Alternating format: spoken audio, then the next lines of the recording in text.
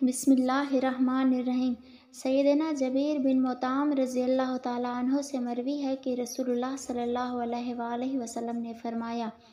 3 خصال پر مومن کا دل خیانت نہیں کرتا: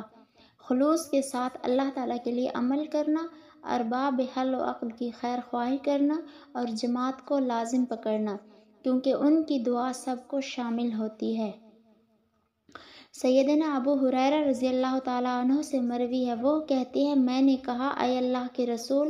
آپ مجھے ایسے حکم کے بارے میں بتلائیں کہ اگر میں اس پر عمل کروں تو جنت میں داخل ہو جاؤں۔ آپ صلی اللہ علیہ وآلہ وسلم نے فرمایا، سلام کو عام کر، کھانا کھلا، صلہ رحمی کر، اور رات کو جب لوگ سو رہے ہوں تو قیام کر، اور پھر جنت میں سلامتی کے ساتھ داخل ہو جا۔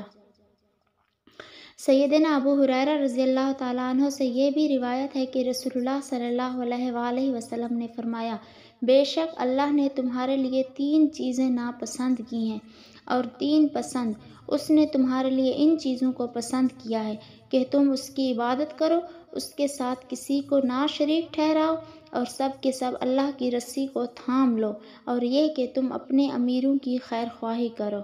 اور تمہارے لیے یہ چیزیں ناپسند کی ہیں: کیل و کال، مال کو ضائع کرنا، اور زیادہ سوال کرنا۔